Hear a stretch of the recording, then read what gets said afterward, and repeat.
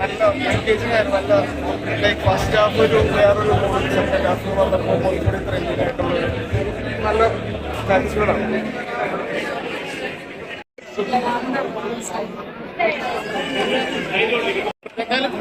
അടിപൊളി ബേസിലിന്റെ പെർഫോമൻസ് ബേസിൽ കാലക്കെട്ട് ബേസിന്റെ ഏറ്റവും വെടിക്കെട്ട് പെർഫോമൻസ് അവതരിക്കുന്നത്. പടവും വെടിക്കെട്ട്, സജിനൊക്കെ ഇടലിൽ അഭിനയിക്കുന്നത്, ലിജോമോളും എല്ലാവരും പെർഫോമൻസിന്റെ പേരിലാണ് പടം ഓടുന്നത്. ഒപ്പര പെർഫോമൻസ് ഡയലോഗ്, നമ്മുടെ ബേസിലെ ഡയലോഗ് പ്രസന്റേഷൻ ഒക്കെ ഉണ്ടല്ലോ ഇടലിനായിട്ട് ഒപ്പര അടിപൊളി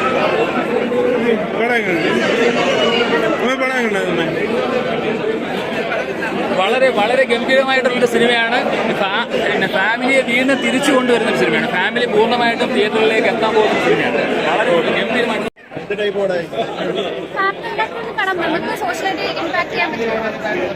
സോഷ്യൽ മെസ്സേജ് ഉണ്ടോ?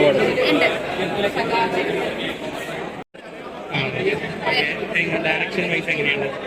എല്ലാം അടിപൊളി. സിനിമാറ്റോഗ്രാഫി ആണെങ്കിലും അടിപൊളി, നല്ല വിഷ്വൽസ് ഉണ്ട്. പിന്നെ സ്റ്റോറി ലൈനും അടിപൊളിയായിട്ട്. നമുക്ക്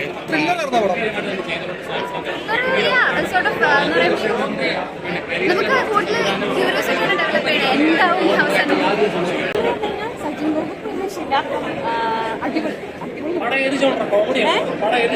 കോമഡി ഉണ്ടല്ലോ, നമ്മളിപ്പോ പണ്ട് കാണുന്ന കുറെ ഒരു ഫീൽ ഗുഡ് മൂവീസ് ഉണ്ടല്ലോ, അതുപോലത്തെ മൂവിയാണ്. നല്ല അടിപൊളി. ആർട്ട് ഡയറക്ടർ എന്ന് പറഞ്ഞാൽ തന്നെ ഡയറക്ടറാണ്. ആർട്ട് ഡയറക്ടറാണ് സിനിമ ആദ്യം കാണുന്ന ആളാണ്. എന്ത് ഫ്രെയിം ആ സിനിമയിൽ വരുന്നത് തീരുമാനിക്കുന്ന ആളാണ്. അതാ ഞാൻ പറഞ്ഞത്, ഈച്ച് ആൻഡ് എവറി ഫ്രെയിം ജോഷിക്ക് തന്നെയാണ് ഇതിന്റെ പ്രൊഡക്ഷൻ ഡിസൈനർ കൂടെ തോന്നുന്നത്. അതുകൊണ്ട് ഈച്ച് ആൻഡ് എവറി ഫ്രെയിം പുള്ളി തന്നെ ഡിസൈൻ ചെയ്ത് പുള്ളി അത് സീനും കൂടെ ക്യാരി ചെയ്യുമ്പോൾ അത് രക്ഷയില്ല. അത് രണ്ടും ഒരാളാവുമ്പോൾ ഫ്രെയിമിന് ബ്യൂട്ടി കൂടും. എത്ര സിനിമ ചെയ്ത മനുഷ്യനാണ്, അതൊന്നും അവരെ കുറിച്ച് പറയാം. ഭയങ്കര രസമുണ്ട്, ഭയങ്കര നന്നായിട്ട് എൻജോയ് ചെയ്തു. ഭയങ്കര നന്നായിട്ട് എൻജോയ് ചെയ്ത ഈ വർഷം എനിക്ക് തോന്നുന്നു തുടക്കം എന്തായെങ്കിൽ പോലും അന്ന് എന്തായെങ്കിൽ പോലും ഇതൊരു തുടക്കം പോലെ അത്ര പറയല്ല. വളരെ നല്ല മൂവിയാണ്, ഒരുപാട് ന്യൂ ഫേസ് ഒക്കെ ഉള്ള മൂവിയാണ്. പക്ഷേ നിങ്ങൾക്ക് അങ്ങനത്തെ ഫീലൊന്നും ഉണ്ടാവില്ല. ആരെയും നിങ്ങൾക്ക് കാണുമ്പോൾ നിങ്ങൾക്ക് സാധനം നമുക്ക് തോന്നുന്നുണ്ടാവില്ല.